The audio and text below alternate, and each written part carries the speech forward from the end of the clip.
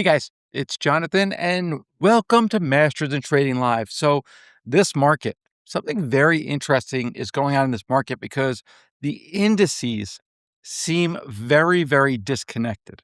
For those who watch Masters in Trading Live, you know that we don't focus on outright contracts. What we do is we look everything relative to each other. So I'm going to focus today on what's called a butterfly. We're going to look at the Nasdaq butterfly. The Nasdaq butterfly, think of the Nasdaq as the belly and then the other indices as the wings. So you can have the SPX as the wings, the S&P. You can have the Russell 2000. You can have the Dow. As long as the belly is the Nasdaq, that's the Nasdaq butterfly. So we're going to be looking at that. The first thing I want to show you is just the QQQs.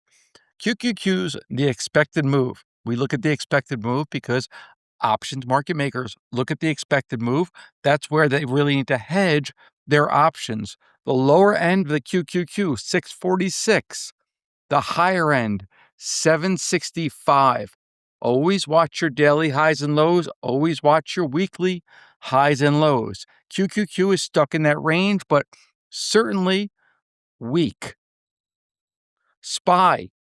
Now, the S&P, on the other hand, it's not as weak as the Nasdaq. These are the daily lows, the exact same as the previous day, darn close to Thursday earlier of last week. Last trade 741, but look at the QQQs taking out the previous lows, but the S&Ps not so much, not nearly as weak. So SPY considerably stronger than the QQQs and the Nasdaq, right? IWM. Now, IWM considerably stronger than the SPY. Again, we go back in the SPY, boom, still held up, but the IWM, which is going to be the Russell 2000, did not take out the low of the week. Today is Tuesday, Friday's low, and Thursday's low, darn close to the exact same level. That is why we always want to watch our daily highs and lows, our weekly highs and lows. And then whenever you look longer term, stretch that out even to the monthly highs and the lows. Now, this looks like a little bit more complicated, but it's not. Take a step back. This is the Nasdaq against the S&P. That's going to be the light blue line. Nasdaq against the S&P. It is certainly rolling over. Nasdaq strong. Yeah, weaker. Nasdaq super strong relative to the S&P. Same thing with the two green lines. One of them is the Nasdaq against the Russell 2000. The other one is the Nasdaq against the Dow. You can see same kind of behavior. They're all kind of following one another. But now, let me show you the big chart. And that's going to be the butterfly. Here's how I designed this butterfly. The butterfly is Nasdaq. You can see it right here in the formula versus the S&P, the Dow, and 2 Russell. Now, why 2 Russell? Because 1 Nasdaq, the correct ratio, is against 1 S&P. 1 Nasdaq, the correct ratio, is against 1 Dow.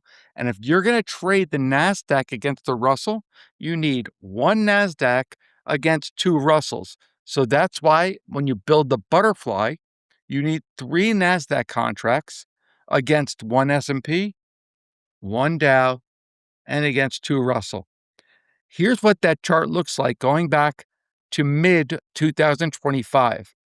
Nasdaq strengthens against the strip of the other 3. Nasdaq weakens. But then we had post-April, and then we had the big AI trade, right? The big AI trade, AI is going to take over the world.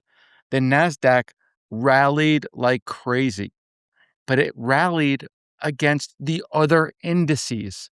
It rallied relative to the other indices, super, super strong, while the Dow, it didn't do much at all, right? Then in June, the butterfly rolled over. Look at this. Nasdaq is almost back to that zero line where it rallied like crazy, and there's a full retracement. So when will this stop? I think we're getting pretty close. For one, if I look over the next 3 years, I definitely, especially at these levels, want to be long the Nasdaq relative to the 3 other indices. Things will turn. This too shall pass. And when it does, I'm guessing that Nasdaq is right back off to the races. Follow things as a ratio. Trade it like it's one. Outrights can be very, very deceptive. You could have the Dow moving one way, the Russell moving a completely different way. Always follow the spreads. Look at things relative to one another. Structure is greater than stops. We don't really use stops. We want to use debit spreads instead. And then always use that expected move, guys, because nothing is cheap or expensive on its own. So stop quoting prices, start quoting ratios, guys. My name is Jonathan Rose. If you're out there and you have not yet joined our challenge, investorplace.com/challenge 2026.